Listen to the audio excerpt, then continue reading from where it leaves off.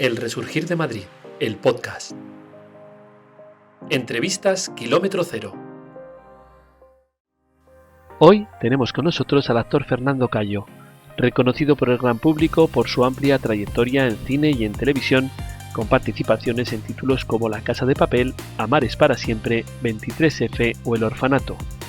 Un actor igualmente muy asentado en el teatro, con éxitos como Cuento de Navidad y ahora, en el Teatro Quique San Francisco, El amor de Don Perlimplín con Belisa en su jardín.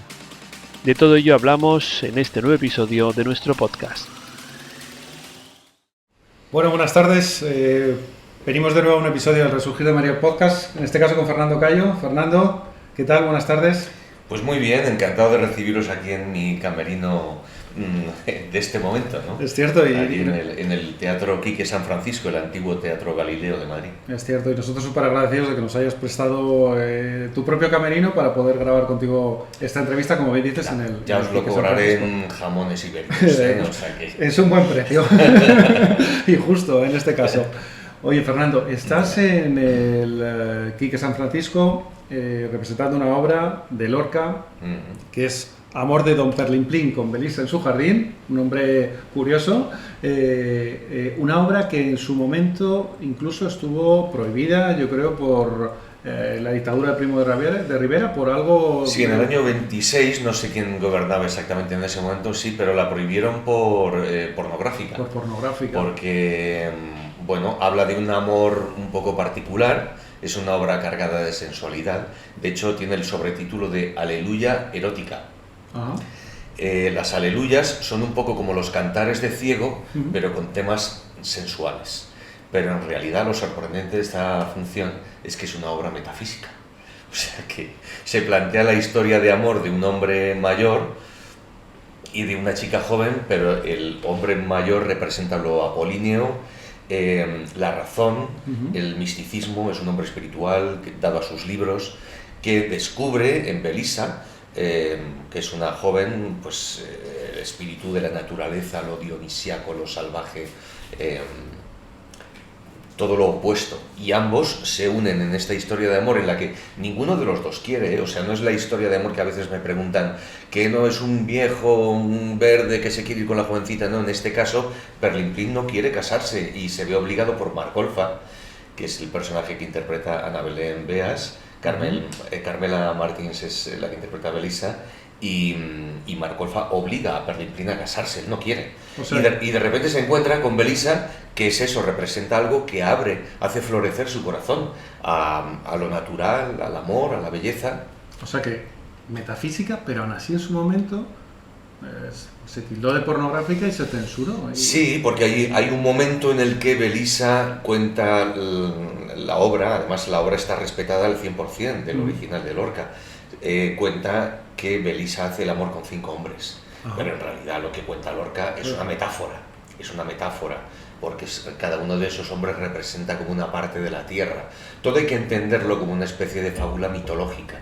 De hecho, en la función hay duendes, hay hadas, pero claro, para una mente ignorante, que no es capaz de ver más allá de la metáfora, de ver la poesía que hay detrás de eso, si lo lees literal, dice, que Belisa hace el amor con 5 hombres, aquello era escandaloso, había que prohibirlo. Totalmente. Pero no tiene nada que ver con eso. Con eso, pero realmente es algo que suele suceder. Ahora, hace poco tiempo, nos hemos visto también un poco envueltos con algunas polémicas, sí, también relacionadas con censura. Parece que volvemos a sacar temas a colación que parecían un poco olvidados, y yo creo que es un poco también por lo que tú dices, por hacer la confusión, ¿no? O la politización de algunos temas que realmente no tienen tanto sentido. Por ejemplo, sí, ahora mismo... Yo creo que la ignorancia es muy atrevida, siempre. Es lo que ocurre, la ignorancia es atrevida, y la ignorancia es la que prohíbe, la que tapa las cosas, sin saber, ¿no? Pregunta, entérate. Y en el caso de las últimas obras que se han visto censuradas en distintos municipios, oye, entérate que estamos hablando de una obra de Virginia Woolf, que es una autora del siglo pasado, que es una eminencia. No puedes prohibir, es como si me prohíbes una obra de Lope de Vega, que también ha habido el caso de que han prohibido la representación de una obra de Lope de Vega por el tipo de puesta en escena que tenía o lo que fuera, pero por favor, ¿sabes? Las ganas de politizar las cosas en muchas ocasiones, sobre todo el arte, que no tendría que estar politizado, ¿no? Y sobre todo hay una cosa, si a ti no te gusta, no vayas a verlo. Es lo que se dice siempre con la televisión, con el audiovisual. Si tú no quieres ver una cosa que te va a herir tu sensibilidad, yo lo respeto, no vayas. Pero no quites la oportunidad de verla a otros que lo mismo sí que les interesa. Claro. A veces es difícil. Las cosas sacadas de contexto normalmente se malinterpretan, ¿no? Y realmente hay frases que a veces, si las tomas por separado, dices, coño, son coherentes, pero cuando las unes en el cóctel o en la coctelera política, suelen crear un auténtico caos. Por ejemplo, a este respecto, ¿no? El tema de el derecho a expresarse libremente, artísticamente, que es fantástico. Y además, perdona que te interrumpa, pero es que es más, o sea, la gente que suele ejercer este tipo de censura es gente que no va al teatro, ¿sabes? Con lo cual, la paradoja que se produce es extraordinaria. Dices, o sea, ¿me vas a prohibir a mí ir a una cosa que tú no vas nunca? No entiendo, claro. No entiendo esto, perdona. No, para nada, y además estaba muy bien apuntado, porque por ahí va el tiro. Lo que voy es que ese tipo de cosas, cuando a veces las mezclas, son absurdas, porque por un lado se defiende el tema de la protección de los más vulnerables, los más pequeños, los menores a unir determinadas cosas, que la frase por sí sola, aislada, está genial, y por otro lado el derecho a expresarse artísticamente, que por otro lado, por sí solo está genial. Yo creo que el problema viene cuando se trata de meter en esa coctelera política cosas que por sí solas tienen mucho sentido. Sí, luego hay una cosa que se llama sentido común que muchas veces no se utiliza mucho, aunque sea muy común. Yo soy padre de una mujer ya de 18 años, pero cuando mi hija era pequeña, yo si la quería llevar a ver una película, o si quería ver con ella en casa o donde fuera una película, una obra de teatro, o incluso un espectáculo de danza, me informaba, a ver, claro, es un espectáculo que lo va a disfrutar, básicamente ese es lo que yo miraba, lo va a disfrutar, lo va a comprender, le va a aportar algo de valor a ella. Si es que sí, vamos, si es que no, pues no, sí creo que le va a aburrir, o que puede ser muy violento, o que puede ser demasiado procaz o lo que sea, pues no la llevo y punto. Obviamente. Eso es lo que tiene que valorar la gente, en vez de prohibir. Si tú no quieres ir, entérate, infórmate primero, y si no te convence, no vayas. Cierto, así es. Oye, una cosa curiosa, la representáis al aire libre, en el patio del Quique San Francisco. Sí. Yo sé que has representado otras obras al aire libre, como por ejemplo el Festival de Mérida. Como actor, ¿te gusta esa sensación de representar al aire libre? ¿Qué aporta con respecto al teatro clásico cerrado en la típica sala patio de butacas? Son cosas distintas. Aporta un elemento mágico siempre, porque el estar sujeto al viento, porque gran parte, o sea, el elemento central de nuestra escenografía es un árbol, un pruno, que hay el patio este del teatro está lleno de prunos. Es un tipo de árbol que tiene una hoja granate casi tirando a negro, y es una estética muy curiosa. Entonces la escenografía está centrada en uno de los árboles más grandes del patio, y produce un efecto mágico, porque tienes una escenografía natural en movimiento que es pura magia. Luego los ruidos a veces son molestos, si pasa un coche o si pasa no sé qué, pero normalmente lo que aporta es un elemento mágico. El elemento mágico. Y yo además este verano es que he estado en el Festival de Chinchilla, en un claustro al abierto, he estado en Peñíscola, arriba del castillo, en un escenario que al otro lado se veía el mar. Esos elementos son maravillosos. Es la gloria del verano son las actuaciones al aire libre. Yo siempre he estado mucho en la Compañía Nacional de Teatro Clásico y siempre disfruto mucho de los festivales de verano. Olmedo, Olite, Almagro, Cáceres, Alcalá, Niebla, etcétera. Hay un montón de festivales al aire libre. Y nosotros este año estamos ocupando, yo creo que el único espacio al aire libre que hay abierto de continuo todo el verano en Madrid, haciendo una obra especial. Porque se podía haber optado por algo más mainstream, ¿no? Por utilizar un anglicismo, más para todos los públicos, y se ha escogido una pieza artística, poética, bella, que hace bastante tiempo que no se representa aquí en España, y con una óptica de vanguardia muy curiosa. Además, se ha escogido una casa de cócteles que hace un cóctel para cada uno de los personajes de la función, y se ha escogido un perfume para cada uno de los personajes, con lo cual la gente, porque entramos por el patio de butacas, también siente una experiencia olfativa cuando entramos. Entonces se ha cuidado todo esto mucho y lo estamos intentando disfrutar nosotros mucho y hacerlo disfrutar a la gente que viene. ¿Que estáis hasta el 17 de septiembre o algo así? ¿Puede Sí. ser? Perfecto.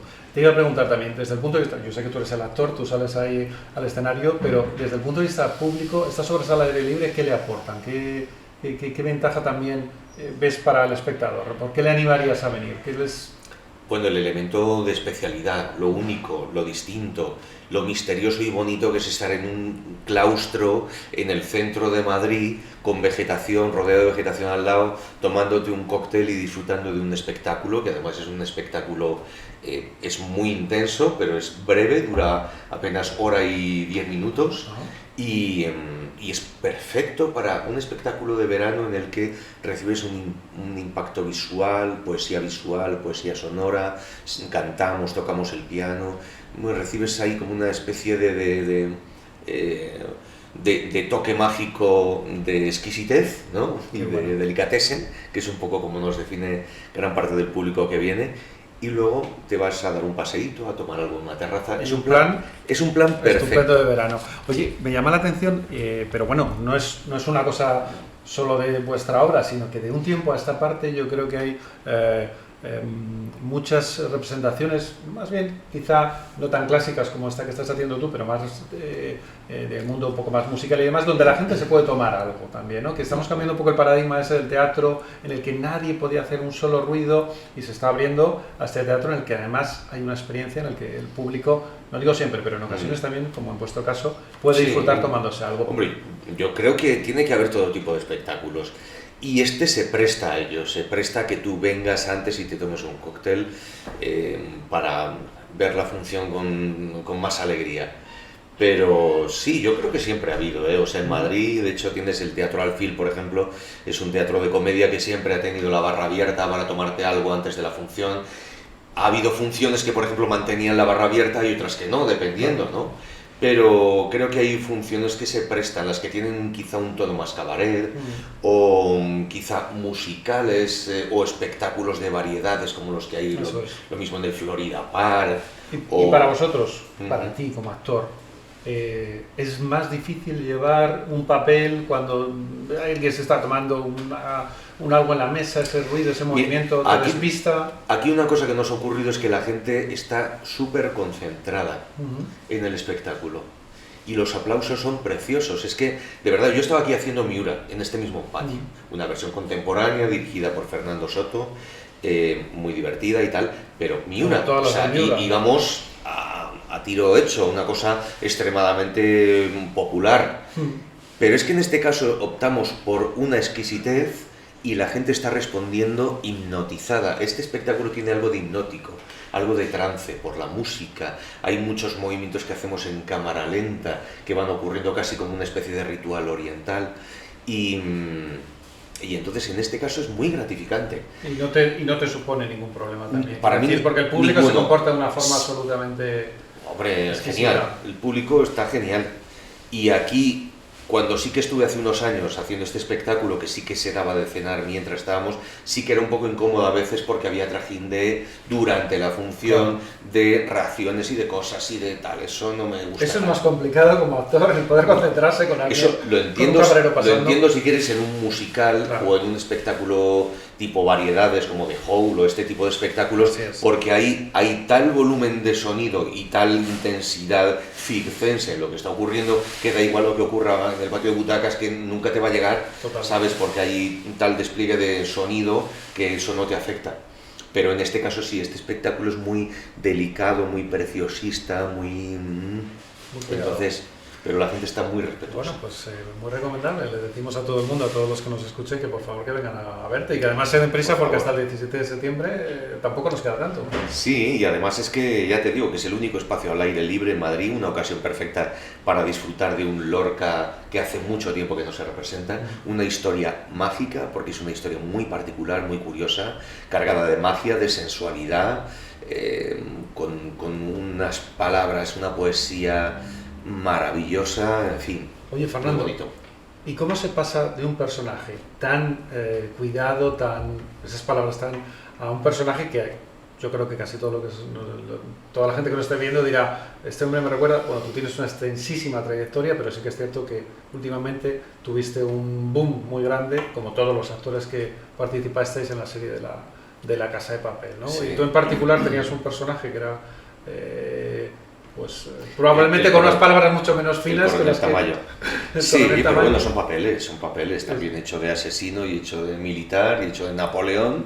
Totalmente. Y hecho de muchas cosas. Totalmente. Pero claro, afortunadamente, aunque siempre hay conexiones con tu personalidad, ¿no? De lo que haces, porque trabajas con tu propio material, tu propio cuerpo, voz, imaginación, alma, sentimientos. Entonces siempre hay algo que toca, pero afortunadamente son papeles. Son papeles, está claro.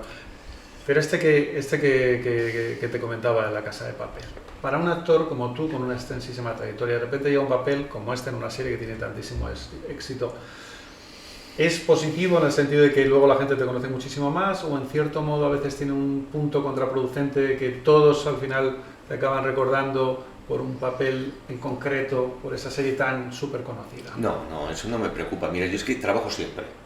Llevo trabajando desde hace 30 y tantos años en teatro, en cine y en televisión. He trabajado con más popularidad o con menos popularidad. Hace poco comentaba en un acto de prensa que hay cosas que he hecho que no han sido tan populares, pero que a mí me han dado muchísima gratificación, o artística, o personal, o afectiva. Entonces, eso no me importa, o sea, te quiero decir que mi primer éxito de popularidad fue en el año 97 con Manos a la Obra, y luego pasé por La Señora, La República, pasé por El Orfanato, la primera película de J. Bayona, y he pasado por miles de cosas, Mar de Plástico, que también fue un éxito, El Caso, Crónica de Sucesos, y he hecho muchas cosas. Entonces no me preocupa. Yo sé que después de llevar tiempo en esto hay cosas que la gente te identifica más con ellas. De hecho, hay mucha gente que todavía me recuerda por Tino, de Manos a la Obra, o por una TV movie que hice hace años, Diario de un Esquín. Es que no lo sé, o sea... Hiciste también del Emérito, ¿no? De Rey Juan Carlos, sí, una temporada que me preguntaban todo el rato por eso, pero es que no lo sé, o sea... A mí me resulta agradable, bonito, gratificante, espectacular que la gente se acuerde de mí y me felicite por mi trabajo. Eso es estupendo, sea lo que sea. Si ahora es por La Casa de Papel, es por La Casa de Papel. Yo encantado. Además es un producto del que me siento muy orgulloso, porque está muy bien hecho. Lo siguieron cientos de millones de espectadores en todo el mundo. Y es un producto que he defendido, además, hablando con medios de todo el mundo, porque he tenido ocasión de hablar con medios de la India, de Turquía, de Noruega, Alemania, Argentina, México. Ha sido bestial. Entonces, el personaje que hacía estaba muy bien escrito, era muy divertido de hacer, me sentí muy apoyado por la producción, entonces... Fíjate, del personaje te iba a preguntar una cosa que es una opinión personal, pero que a mí me encantó de tu personaje en ese caso, porque era un personaje que utilizaba muchísimos tacos, tú utilizabas muchísimos tacos, sin embargo no eran unos tacos, no sonaban agresivos, les dabas un toque absolutamente especial, casi mágico, porque lo que hacías es levantar una sonrisa, casi con un taco, ¿no? Sí, sí. Y eso... Hombre, esa combinación de ira, desesperación y sentido del humor que hay en el Coronel Tamayo es una creación en gran parte de Alex Pina, Javier Gómez Santander, Esther Martínez Lobato y todo el equipo de guionistas de Vancouver Media, los creadores de La Casa de Papel. Está muy bien escrito y luego yo le doy mi salsa, le doy mi interpretación. Una muy buena salsa. Y luego, como llevaba ya varias temporadas, porque arranqué en la tercera, hice tercera, cuarta, quinta, primera y segunda parte, cuando haces un recorrido tan grande y además te dan cada vez más cancha con el personaje, pues vas introduciendo elementos que además venían de alguna forma de otros trabajos que ya había hecho, porque claro, cuando a ti te llaman para hacer un personaje, te llaman porque han visto ya algo que les resulta similar a lo que vas a hacer. Entonces, yo ya había trabajado con Alex Pina y con las directoras de casting de la serie, Eva Leira y Yolanda Serrano, pero aún así, recientemente había hecho algunos papeles, 2 exactamente, que venían justo anteriores, que tenían, no exactamente, pero un toque. Tenían algo parecido al Coronel Tamayo.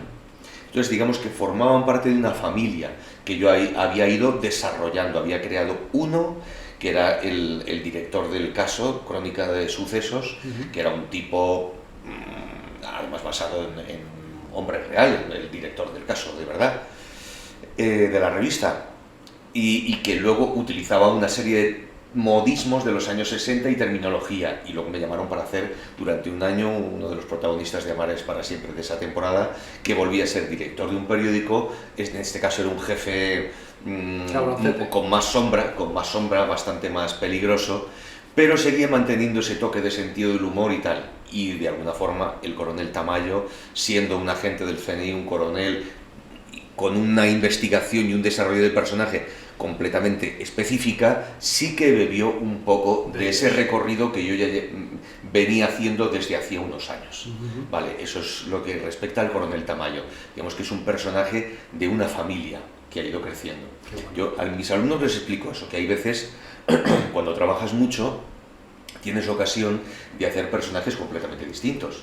Yo ahora acabo, por ejemplo, este Perlin Prin no tiene que ver con ninguno que haya hecho antes, o el anterior que he hecho en teatro, en El peligro de las buenas compañías, he hecho un personaje de un abogado en una comedia que es un perdedor, que es un poco Woody Allen, un desastre de la vida, y no tiene nada que ver con el coronel Tamayo.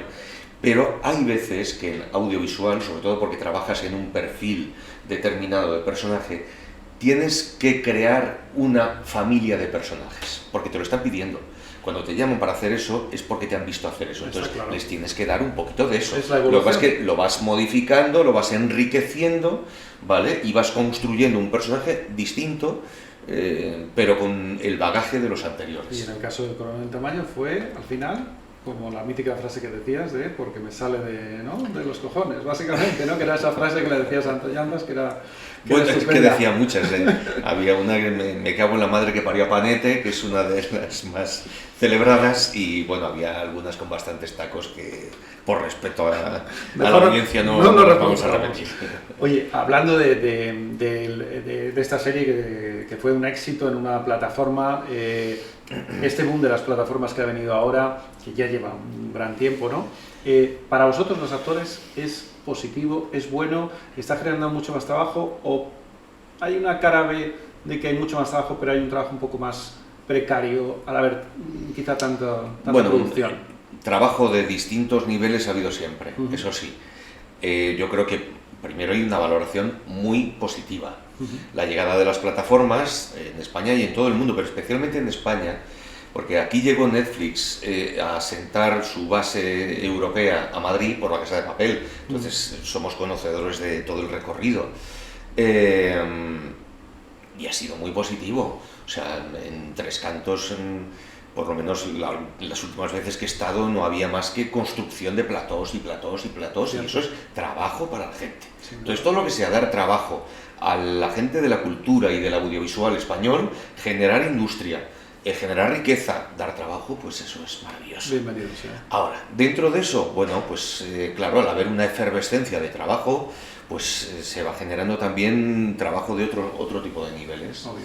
Pero mira, yo he estado rodando en México hace poco una serie para ViX Plus, que es otra plataforma latina, y allí en México están rodando a saco, a tope. Y eso, pues para la industria audiovisual de allí es fantástico. Luego, ¿qué ocurre? Pues el tema de la huelga de los guionistas y de los actores en Hollywood, que hay ciertas cosas que se tienen que regular, pero de manera normal. O sea, nadie está diciendo ni allí ni en ningún sitio cosas que se salgan del tiesto. Ha habido una cosa en las plataformas, que es que desde el principio se ha optado por la estrategia, la política de no dar datos concretos. ¿Por qué? Porque no les sale de Rómulo y Remo, como al coronel Tamayo.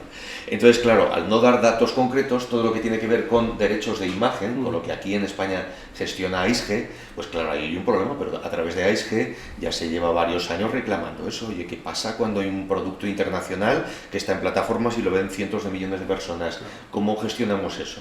Cierto es que a veces algunas plataformas dan bonus.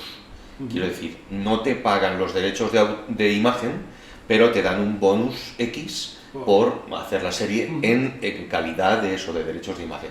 Entonces, bueno, se han ido como poniendo parches, pero yo creo que por las plataformas y por nosotros lo suyo sería que hubiera una regularización general en la que se especifique hasta dónde se va a llegar utilizando inteligencia artificial, poner cotos, límites, hasta dónde se puede llegar con el tema de los números de reproducciones en los productos audiovisuales que se están haciendo, para que haya un registro de eso, es que es normal, o sea, pero cualquier trabajo tiene eso. Si yo hago 100 panes, pues hago 100 y vendo 100 y me dan por 100. No digo 100, no, es que no sé cuántos he vendido. Bueno, te voy a pagar un tanto así a bote pronto. Sí, no, si vendes 100, te pagan por 100 y ya está. Claro. Se trata de eso, simplemente. Oye, nos mencionabas la huelga de Hollywood. El panorama en España, ¿tú crees que es factible, algo similar? ¿Cómo está la situación? Yo creo que hay que verlo de otra manera. Yo creo que a priori recibiremos lo bueno que se gestiona en Estados Unidos llegará aquí, porque si se regula de una manera en Estados Unidos, de alguna forma llegará aquí. Como todo, lo que sucede ahí acaba llegando, ¿no? Sí, unos años más tarde, pero llegará. Pero aquí es que no hay el nivel de industria que tienen allí. Tú piensas que solamente en Estados Unidos hay 200 millones de espectadores potenciales, entonces la fuerza que tiene la industria audiovisual americana, en cine, en televisión, documentales, etcétera, es tan grande que es que se puede permitir eso, parar y paran, y llevan los guionistas parados no sé si 2 meses o cuánto, y los actores pararán y pararán, y son a nivel sindical muy fuertes en ese sentido, y eso aquí pues no es que no queramos, es que no se puede, no hay el tejido de industria suficiente para hacer eso. Se hizo en un momento cuando hubo la huelga famosa de actores y tal, por el tema de las 2 funciones, ¿no? Pero claro, correspondía a otro momento, yo creo que fue durante la transición, un poquito antes de la muerte de Franco. En fin, yo creo que aquí se recibirán los efectos positivos. Pero yo creo que porque nos interesa a todos, nos interesa a todos, que todo esté regulado y estipulado y que no se vaya improvisando sobre la marcha. Y con lo de la inteligencia artificial, igual, o sea, la inteligencia artificial está ahí para ayudarnos, pero claro, hay que acotarla, igual que se ha hecho con la ingeniería genética, está ahí para ayudarnos, bien, pero habrá que acotarla. Totalmente. Que luego haya gente que la utilice de manera ilegal, eso será su problema. Pero hay que acotarla, igual que se hizo a través de la bioética con la ingeniería genética. Perfecto, Fernando, pues ahora vamos a pasar a otra parte de la entrevista porque queremos conocer algo más de ti como persona y sobre todo de tus primeras veces. Así que ahora seguimos con ello. Muy bien. El Resurgir de Madrid, el podcast. Entrevistas Kilómetro Cero. Y ahora conozcamos el lado más personal de nuestros invitados en la sección Mi Primera Vez. Bueno, pues seguimos en el Resurgir de Madrid, el podcast, entrevistando a Fernando Cayo. Fernando, te voy a presentar una colaboradora nuestra, Elena. Buenas tardes, Elena. Hola, encantada. Chocolate. Y te vamos a someter a un test, o mejor dicho, te va a someter Elena a una mini test porque queremos conocer tus primeras veces. De hecho, se llama Mi Primera Vez. Vale. Así que a ver qué nos puedes contar. Muy bien. Voy a comenzar preguntándote por la primera vez que pensaste, yo he nacido para ser actor. Bueno, yo creo que cuando empecé a hacer teatro debía tener 9-10 años. Yo no sé si es que había nacido para hacer eso, pero yo tenía una consciencia total de que eso me gustaba. Y bueno, pues aquí sigo dando la matraca con el tema. ¿Desde tan jovencito, 9-10 años? Sí, además recuerdo que, no sé si con 10, 11, hice como una especie de... Cogí varios monólogos de La vida de sueño, de Segismundo, hice una especie de megamix, una performance súper contemporánea, con un cráneo de plástico al que hice un agujero y le metí como llamas y salía por ahí, y era como una especie de funcionario de oficinas aburrido por la cotidianidad que de repente, con una música y tal que había, soltaba los papeles y decía, ay mísero de mí, ay infelice. O sea que ya en aquel momento ya tenía un espíritu de performance, un poco... Pero absolutamente, porque con 9-10 años yo me estoy acordando de la primera vez que hice yo teatro, pero yo hice de árbol, básicamente. Bueno, es un clásico también. Los árboles son importantes para el medio ambiente. Ay, pero bueno. Sí, fíjate, y aquí seguimos en Don Perlimplín, en el Quique San Francisco en este teatro todo el verano haciendo algo también de performance, algo creativo, algo artístico. Pues aquí seguimos, ¿sí? No sé, ¿tuviste apoyo de tu familia desde el principio para meterte en el mundo más del artisteo y tal? Que a veces que es complicado, que no... Al principio sí. O sea, cuando era pequeño sí, porque siempre es bonito que tu hijo se dedique a la música. Yo, de hecho, estudiaba en el Conservatorio de Música de Valladolid, piano, canto coral, armonía y todas estas cosas, y luego aparte hacía teatro, y luego aparte otras cosas. Siempre fui un niño muy activo. Pero claro, cuando llega el momento de la decisión profesional, eso ya es otra cosa. Ya es un poquito más de drama. Yo intenté acercarme un poco a la normalidad, entre comillas, haciendo 2 años de Derecho, pero me di cuenta de que aquello era imposible.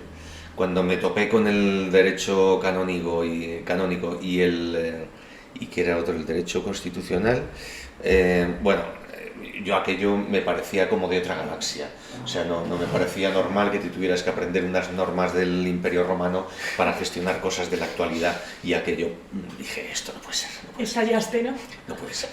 Oye, y dado que nos mencionabas esa parte de tu vida, ¿tu primer sueldo, tu primer dinerillo que ganaste, lo recuerdas? Sí, posiblemente sería ayudando a mi padre de pequeño. Mi padre era comercial de productos de veterinaria y llevaba toda Castilla y León. Entonces de vez en cuando pues yo le ayudaba llevándole pues paquetes de pienso, cosas que tenía que llevar venga, ayúdame y tal. Entonces cargaba cosas en el maletero del coche y nos íbamos a la finca de alguien a llevarle unas medicinas para las vacas o los cerdos que tuviera, lo que fuera. Yo creo que ese sería el primero. Y luego, también con unión familiar, mi hermano Gustavo tenía un pub y una discoteca en Valladolid, y entonces estuve durante bastante tiempo trabajando en hostelería, poniendo copas por la tarde, atendiendo la terraza, por la tarde-noche, y luego cuando terminaba en el pub, en torno a las 2, 3 de la madrugada, me iba a la discoteca y ponía copas hasta las 8 de la mañana. ¿Qué actor, ¿Qué actor español o actriz no ha trabajado alguna vez poniendo Bueno, es que me parece una buena escuela la hostelería, pero yo te aseguro que curré como un campeón y me lo pasaba muy bien, a mí me gusta la hostelería. Cuando se hace bien y cuando se hace con cariño, la gente además te lo agradece extraordinariamente. Sí. Pero sí, yo me pasé, o sea, todo el comienzo de la Escuela de Arte Dramático estuve trabajando con mi hermano en el pub y en la discoteca poniendo copas. ¿Estudiaste arte dramático aquí en Madrid? En Valladolid. En Valladolid. Y luego estuve estudiando también en Italia. ¿Anda? Y ahora sigo estudiando también. Qué bueno. Así que esto es un no parar. Hablando de estudios, he oído que has hablado de tus alumnos. ¿Sí? Cuéntame, porfa, tu primera experiencia como profesor. Pues mira, yo salí de la Escuela de Arte Dramático, sería el año 91 o por ahí, y entonces yo me fui a Italia, y cuando volví, el profesor de interpretación de la Escuela de Valladolid me dijo, oye, pues podías compartir con mis alumnos de ahora algo de lo que has aprendido allí. Y entonces les di un seminario de, creo que fueron 2 semanas o un mes, de comedia del arte. Estuvimos haciendo comedia del arte, que es parte de lo que yo había estudiado allí, que estudié con Antonio Fava en Italia, y esa fue mi primera experiencia como profesor. Y vi que se me daba bien y me gustaba además, y me obligaba a hacer como una especie de recapitulación de todas las cosas que yo había aprendido, ¿no? ¿Un profe tiene también algo de actor? ¿Tiene que utilizar alguna técnica también? Sí, todos somos actores. Muy unida con... Por eso te iba a decir, ¿no? Porque en la vida en general yo creo que todos tenemos un punto, ¿no? Todos somos actores. De hecho, siempre digo, aprender a actuar es aprender a vivir, porque lo que hacemos a través de la interpretación es lo que hacemos en la vida cotidiana, ¿no? Y relacionarnos con otros, en fin, cualquier vendedor, persona que esté de cara al público, o es que, no sé, cualquier trabajador que esté en un medio social está actuando continuamente. Sí. A veces utilizas máscaras, a veces son más cercanas a tu idiosincrasia, a tu personalidad, pero sí, por supuesto, todos somos actores. Y de hecho estuve una temporada dando clase a profesores de secundaria que tenían que dar clases de teatro. Entonces les daba herramientas teatrales para dar sus clases de teatro y aparte para que enriquecieran sus exposiciones en sus clases normales de lo que fuera, física, matemáticas, historia, lo que fuera. Sí, que al final es una herramienta claro. que sirve para... La comunicación, pues esto que estamos haciendo ahora, Totalmente. comunicar, en fin, estructurar el discurso de lo que vas a hacer, saber qué es lo que necesita escuchar el otro, qué necesita, de qué está ansioso de aprender, en fin, todo ese tipo de cosas nos sirven. Tengo una curiosidad en ese sentido. Los abogados a veces, tú que estás diciendo que empezaste a estudiar la carrera de Derecho, a veces les toca defender a determinados, sobre todo, bueno, en este caso, abogados defensores, a determinados supuestos o hipotéticos criminales, y no tiene que ser fácil, ¿no? Desde un punto de vista actoral que no tiene nada que ver, ¿interpretar algún papel, has interpretado algún papel así horrible que has dicho, esto no me lo trago, no lo haría, pero lo tengo que hacer porque me curro? ¿Tienes algún recuerdo de alguna vez que dijiste? No, yo afortunadamente trabajo para hacer lo que me gusta. Entonces me he formado de una manera muy amplia para poder hacer drama, comedia, teatro, cine y televisión, para poder tener libertad. La formación lo que te da es la capacidad de luego poder elegir, porque tienes muchos campos que puedes acometer. Entonces, yo normalmente hago lo que me gusta. Si algo no me gusta, no lo hago. Normalmente elijo los proyectos por cosas que me suponen un reto o algo que voy a aprender. Ahora, lo que te refieres, por ejemplo, yo que soy padre, hubo un momento en el que me ofrecieron un papel de un pederasta y no lo cogí. Porque es un mundo, mi hija era pequeña y no me apetece meterme en ese mundo. Y yo creo que incluso ahora me resulta un tema bastante desagradable. Me parece, fíjate, de los peores crímenes que puede cometer un ser humano, más allá de un asesinato. Me parece el cometer crímenes sobre seres indefensos que dependen de nosotros, me parece de lo peor. O sea, peor que matar a un adulto, fíjate.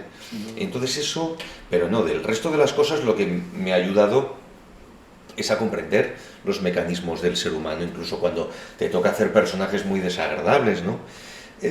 Me acuerdo el personaje de uno que se llama Aarón, el negro, de Tito Andrónico de Shakespeare, que es uno de los personajes más malvados de la historia de la literatura. Es un personaje que dice que es malo, ha hecho maldades, las reconoce, dice que ahora cuando le maten, porque en ese momento en el que le van a matar, cuando le maten, volverá desde el infierno para volver a cometer muchas más atrocidades. Bueno, pues superando ese que es el más malo, uno va a comprender, sobre todo la sombra, comprendes la sombra. La sombra es un principio que,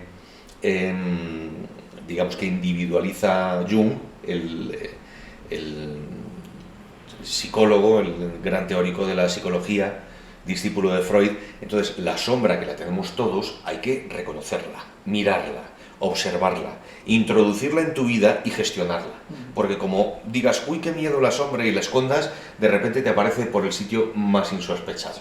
Entonces la sombra la tenemos todos. Y cuando los actores trabajamos personajes malvados, asesinos, gente atroz, pues lo que haces es un poco también reconocer tu sombra, en qué medida tú eres ruin como ese personaje, o eres cobarde, o eres rastrero, o eres violento, o eres iracundo. ¿Y es fácil desconectar cuando tienes un personaje de estos? Sí, hombre. Depende de la exposición al personaje que tengas. O sea, yo ha habido veces que he estado, por ejemplo, el año que estuve en Amares para siempre, o el de La Casa de Papel, la última temporada, las últimas 2 temporadas fueron casi seguidas, fueron muchos meses. Entonces tú, cuando estás de continuo metido en un personaje que tiene una calidad emocional determinada, de alguna forma se te contagia. Pero bueno, intentas reconducirlo. Tienes que observar esa sombra, reconocerla en ti, ver por qué está, qué aparece en el personaje y cómo se transforma en ti. Tienes que hacer un ejercicio de autoobservación fuerte. Pero curiosamente, yo estaba en la última temporada de La Casa de Papel haciendo Antígona del director mexicano David Gaitán en El Matadero de Madrid. Yo estaba utilizando toda la ira y todo eso que se estaba removiendo durante el rodaje todo el día con el coronel Tamayo. Yo llegaba al teatro, me dejaban en el teatro a las 7, yo calentaba un poquito, me cambiaba de ropa y volvía a utilizar toda esa energía, esa fisicidad y esa visceralidad que aparecía, la estaba también utilizando para enriquecer el otro personaje de teatro. Pero sí, desde luego hay que tener capacidad de autoobservación, hay que tener herramientas psicológicas, hay que ir a terapia. Yo voy mucho, durante años he estado yendo y sigo yendo de vez en cuando a terapia Gestalt, hago meditación, mindfulness, en fin, cada uno tiene que utilizar y escoger la herramienta de salud mental que prefiera. Hacer yoga, pádel, correr, irte de cervezas con tus colegas o hacer el pino, cada uno lo que quiera, pero tienes que escoger algo que te obligue a limpiar tu cabeza, higiene mental, soltar el ruido y centrarte. Buen consejo, sin duda que sí, claro que sí, desde luego. Elena, ¿tienes alguna preguntilla más? Bueno, un jamón ibérico más,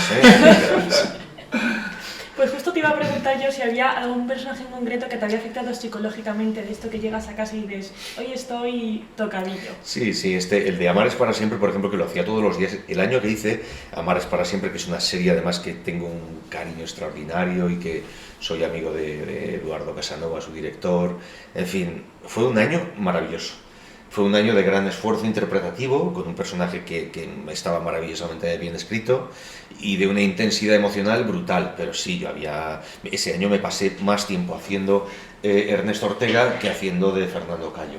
Entonces, bueno, pues sí, tienes que llegar a casa y salir a pasear con tus perros o desconectar viendo una película o meditando, ya te digo, o dándote un baño de agua caliente con sal o mirando la luna llena. Algo hay que hacer, pero sí, había veces que iba cargado. El problema es cuando estás en un estado, normalmente los estados más conflictivos son los de ira contenida.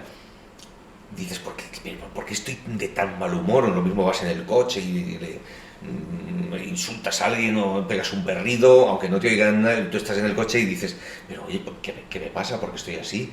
Ese es el problema, cuando no te has dado cuenta del punto en el que estás. Pero sí, ese fue uno que me cargó bastante, sí. Y la primera vez que te dieron un personaje y dijiste, jo, este se parece mucho a mí, demasiado a mí, que te viste especialmente identificado. Bueno, es que no he hecho personajes que se parezcan a mí. Yo creo que todos tienen algo de mí, porque los hago yo, intento poner para dar verosimilitud a lo que estás haciendo.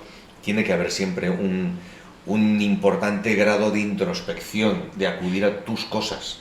Entonces todos tienen algo de mí, hasta Napoleón, si me apuras con el Ministro del Tiempo.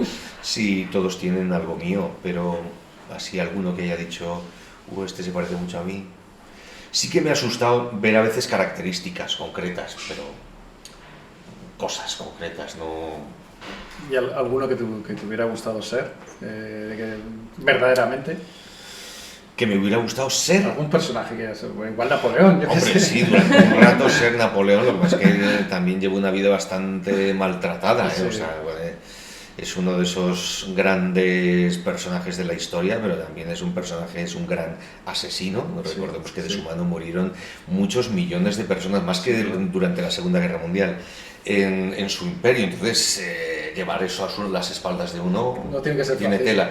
Y luego tuvo una vida bastante complicada, pero bueno, ser un rato Napoleón por probar y tener luego la posibilidad de salir no estaría mal. Desde luego no estaría mal.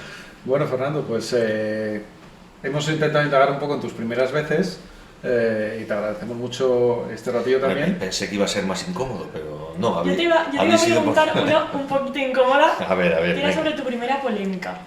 Mi primera polémica. ¿Pero polémica en qué sentido? ¿Con mi familia? Con la prensa. Polémica con público, la prensa. Sí. Es que no. Cuando hiciste del emérito, sí que viste alguna frase que no sé si fue polémica como tal, de que no le querías imitar. No, pero eso era una realidad. Eso cuando yo decía. Pero fue una propuesta de dirección. Mira, la primera vez que yo lo hice fue con Roberto Bodegas, un director histórico del cine español, y era para hacer 20N con Manuel Alessandre, otro actor histórico. Entonces, la decisión que tomamos es que íbamos a acercarnos al personaje, pero sin llegar a imitarlo. Y la verdad es que eso fue un acierto. Estaba ahí acercando, pero sin hacer una parodia. De hecho, los actores que luego han llegado posteriormente y que han hecho parodia han quedado muy mal. Entonces, a mí me debió de salir bien porque hice 20N, luego hice la miniserie Adolfo Suárez, en la que hacía también la historia de amistad entre Suárez y Juan Carlos en la transición, y luego 23F. Entonces, bueno, me llamaron 3 veces. Yo creo que era por eso. El truco en esa ocasión fue acercarme lo justo para que la gente tuviera un perfume del personaje, pero ellos ponían el resto en su imaginación. Y la verdad es que funcionó, pero eso no generaba polémica. Sí que intentaron hacer polémica porque dije que cuando lo de Adolfo Suárez, creo que había visitado el rey unos días después a Antena 3 y no había dicho nada. Bueno, sí había dicho, pues parece que ese chico lo hace bien, ¿no? Parece que este chico lo hace bien. Ese fue el único comentario. Pero siempre me decían, te han invitado a Zarzuela, te han dicho... Luego unos años después sí que participé como maestro de ceremonias con Cayetana Guillén en la presentación de la enciclopedia de la Academia de la Historia o algo así, que estaban Leticia y el rey actual, pero no estaba Juan Carlos. Pero no hubo polémicas. Yo sí que ha habido alguna vez algún roce con alguna cosa que prefiero no rescatar, pero no sé, yo intento generar cosas que aporten luz. Oye, Fernando, te vamos a hacer una última pregunta, como has hecho, como sido muy buenos. Una pregunta que además solemos hacer en esto de Mi Primera Vez, y es tu primer amor. Sé que tú recuerdes ahí... ¿Cómo fue? Pues platónico, ¿no? ¿Tienes ese recuerdo? Pues sí, hombre, mi primer amor platónico era con una chica que, bueno, no sé si hablé alguna vez o una vez o dos veces con ella mientras yo era muy pequeño, estaba en el Conservatorio de Valladolid y esta chica iba al conservatorio, a mi clase conmigo, pero yo era más pequeño que ella, creo, pero a mí me encantaba esta chica, pero no... Era absolutamente platónico. ¿Fue absolutamente platónico? Pero absolutamente platónico. Con lo cual pinchaste en hueso. Sí, es que además yo creo que no sabía ni cómo gestionarlo en ese momento. Yo ahora lo veo con la vista hacia aquel momento y me resulta bonito, tierno, poético, pero fue absolutamente platónico y sufría mucho por eso, porque yo también de pequeño era muy tímido, entonces no había esa posibilidad, no existía la posibilidad de conectar de esa manera con esa chica ni de con él. ¿Y qué tenéis los actores que muchos de vosotros decís, lo que acabas de decir, que sois tímidos? ¿Sigue siéndolo? ¿Te ha hecho perder la timidez? Bueno, ahora creo que no, de hecho hemos tenido esta conversación. Muy amena y sin ningún tipo de timidez. No, hombre, yo creo que sí que se conserva algo. Realmente muchos intérpretes son tímidos y utilizan la herramienta del teatro, estudiar teatro o el arte dramático para liberar esas cosas que tú no has dicho por tu timidez. Pero luego realmente... se va más allá, yo creo que se sale de eso, de la timidez se sale, pero yo creo que tiene que ver con eso, o sea, uno utiliza el teatro para contar cosas que no puede contar en su vida cotidiana, para explicar cosas del mundo que tú no puedes explicar en tu vida cotidiana. Yo creo que eso está en casi todos los intérpretes, en un grado más patológico o más sanador o más terapéutico, pero siempre estás ahí porque necesitas contar algo, expresarte, salir. Bueno, por eso el teatro es bueno para todos, para todo el mundo, todos los que nos ven, que vayan a las clases de teatro de su barrio, de las que tengan cerca. Totalmente. Bueno, pues con eso nos quedamos y ahora vamos a hacer una mini pausa porque vamos a acabar con una última parte nuestra, que es un test madrileño que siempre nos gusta hacer. Sabemos que tú eres de Valladolid, pero conoces sobradísimamente Madrid. Hombre, y llevas mucho tiempo trabajando aquí, con lo cual... enseguida volvemos. El Resurgir de Madrid, el podcast. Entrevistas Kilómetro Cero. A continuación, sometemos a nuestros invitados a nuestro test madrileño Las 12 Campanadas. Bueno, seguimos de nuevo con Fernando, ahora en nuestra parte madrileña, que llamamos Las 12 Campanadas, y que es un test para... pues que nos cuentes algo de tu experiencia con Madrid, ¿vale? Vale, perfecto. Así que vamos a empezar por el sitio más bonito de Madrid para ti, Fernando. Las Vistillas. Muy por chulo. eso, un clásico. Yo flipaba con ese sitio cuando vine aquí a vivir. Ya llevo bastantes años viviendo aquí en Madrid, pero para mí era un sitio especialísimo. El viaducto, toda esa zona de ahí, las vistas que hay hacia la zona sur, los atardeceres, el tomarte una cerveza ahí en la terracita de las Vistillas. Tanto. Eso es una maravilla. Es una maravilla, cierto. Oye, un lugar para comer bien. tantos, tengo que elegir uno. Si quieres. Pero es que hay muchos. A mí, yo suelo ir cuando tengo que hacer una comida así de grupo de amigos o una comida especial, a Trapallada, por ejemplo, que es un restaurante gallego que es muy agradable, tiene un ambiente muy acogedor, muy amplio, muy... En fin, me gusta mucho y la comida es espectacular. Pero luego ahí, yo qué sé, pues hay... ¿cómo se llama este? El malacatín, ¿no? Si vas a comer esto, cocido madrileño, eso es un básico. Y ahora mismo pues hay un montón de sitios pequeñitos. Me gustan mucho los sitios de tapeo, la zona de Latina, toda esa zona me gusta mucho. Oye, una tarde cultural, ¿dónde la pasarías o dónde nos recomiendas pasarla? Pues hombre, me iría a un museo, luego pasaría por la terraza del Bellas Artes, del Círculo de Bellas Artes, para oxigenarte un poquito, y luego me iría a un teatro, puede ser el Teatro Español o a la Compañía Nacional de Teatro Clásico, o me iría a alguno de los teatros comerciales, el Alcázar, en fin, hay mucha oferta. Ahora mismo Madrid es la tercera capital del musical en el mundo, y eso se extiende al resto de las producciones teatrales. Hay un nivel de producción teatral muy bueno y hay un momento de creatividad muy bueno. Así que hay que terminar en el teatro ese día. ¿O en el Teatro Quique San Francisco? Exactamente, ahora en el Teatro Quique San Francisco. Correcto. Oye, un lugar favorito para ti, para buscar, sé que el Madrid es complicado, pero para buscar un momento de tranquilidad, ¿dónde irías? Al Retiro. Es un sitio que yo cuando llegué a Madrid, bueno, estaba trabajando entre Valladolid y Madrid, un poco buscándome la vida, en 7 u 8 proyectos al mismo tiempo, pues tenía tiempo libre, y cuando tenía tiempo libre pues me gustaba ir al Retiro a tomar un poco el sol, con un libro, leer, meditar, reflexionar, proyectar, visualizar mi vida futura, o hablar con mis compañeros de andanzas de aquel tiempo. Sí, el Retiro es un sitio muy bonito. Y para todo lo contrario, para buscar el cachondeo. Para buscar el cachondeo, pues, hombre, yo siempre fui muy de tomar cervezas por la zona de la Plaza de Santana y toda esa zona.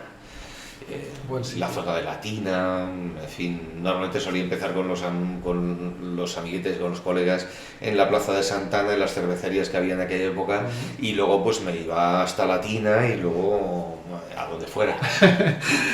Una canción que te recuerde Madrid. Pues pongamos que hablo de Madrid, es que es la primera que me viene. Es la que viene, bueno, eso es, en esto consiste. Es la primera que me ha venido. ¿Cibeles, Neptuno u otra fuente para celebrar? ¿Qué eliges? Bueno, y es que no soy nada futbolero, entonces en ese sentido me gustan las dos. Pero para celebrar, fíjate que hay una terraza, la terraza del Ayuntamiento de Madrid, esa me gusta mucho. Hay algunas terrazas en Madrid espectaculares, yo le recomiendo a la gente que las investigue porque hay algunas muy buenas. ¿Has bailado alguna vez un chotis? Sí, me imagino que en plan de broma, sí, en las fiestas de la Paloma o algo así. ¿Y por trabajo? No. ¿Te has comido alguna vez las uvas en la Puerta del Sol? No, porque a mí hay algo que tiene el mogollón de gente, que a no ser que sea una cosa especial, un día que va a ser una feria, una verbena, un concierto, vale, pero no soy muy de cosas, de aglomeraciones y de cosas así de mucha gente, me agobia un poquito. Oye, ¿te ha pasado alguna vez alguna anécdota así curiosa que te venga a la mente, rápidamente, tampoco sin mucho meditar, que tú hayas dicho, esto solo me puede pasar en Madrid? Bueno, mira, me viene una cosa que es cuando yo he estado trabajando bastante tiempo con Mensajeros de la Paz. Y la primera vez que estuve en unos desayunos, sabéis que se dan desayunos de vez en cuando, no solo en Navidad se da la cena de Navidad, en la iglesia de San Antón, fue algo que me transformó profundamente.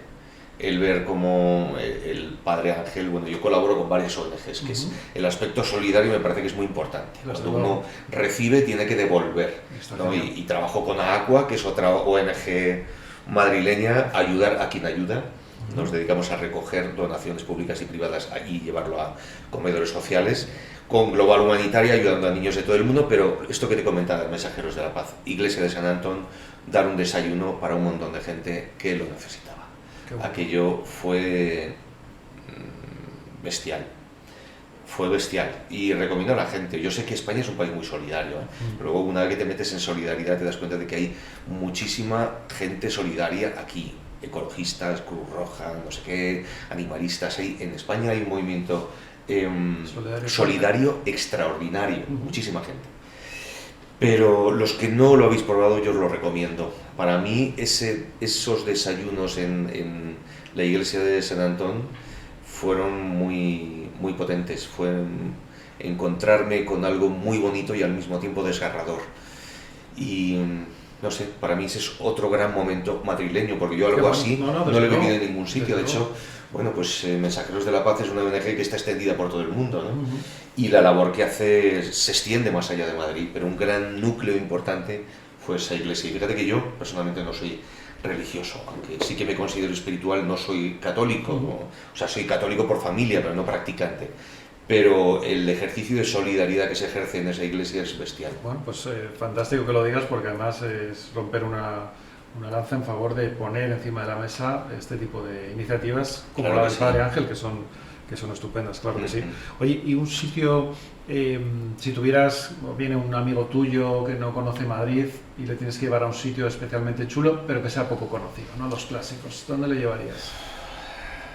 No sé, me viene otro restaurante, hay un restaurante mexicano en la Plaza del Alamillo, que es una plaza que está en la zona de los Austrias, pero muy recoleta, muy pequeñita, y hay una terracita con un restaurante pequeñito, y es esa zona, la Plaza de la Paja, las callejuelas que hay alrededor, que recuerdan un poco a Toledo, a ese Toledo medieval, esa parte más antigua de Madrid. Me parece que para recorrerla y pasearla un día por la noche es fantástica. Genial, con eso nos quedamos. La última, con la que siempre terminamos, Fernando. ¿Qué tiene Madrid que no tiene ningún otro lugar para ti? Bueno, yo creo que tiene una confluencia de pasado, presente y futuro increíble. Porque rezuma toda esta parte, la parte vieja de la ciudad, rezuma la herencia medieval, la herencia árabe, la herencia ancestral ibérica. Eso está en Madrid, está de una manera muy potente.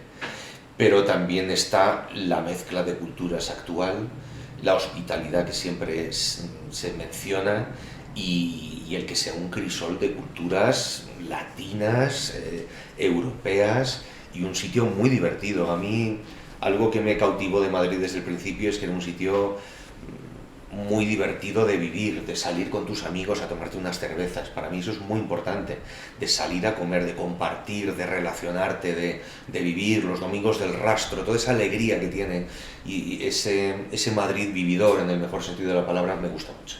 Pues Fernando, millón de gracias por concedernos este rato, por el lujo de poder charlar contigo, que desde luego ha sido un auténtico lujo, y le recomendamos a todo el mundo que te venga a ver y que vengan rápido al Teatro Quique San Francisco hasta el 17 de septiembre. Sí, Amor de Don Perlin Plin y Belisa en su jardín, en el Teatro Quique San Francisco, una obra preciosa con un cóctel previo que tenéis que venir a probar y disfrutar. Así que estáis invitados. Pues muchísimas gracias, lo ha dicho Fernando. Muchas gracias.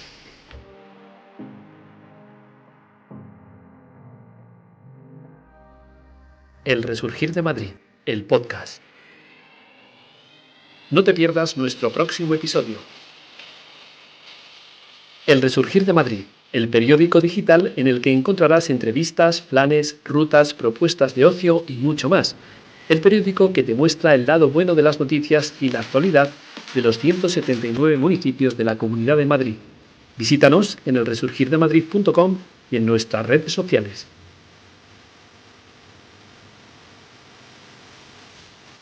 El Resurgir de Madrid, el podcast.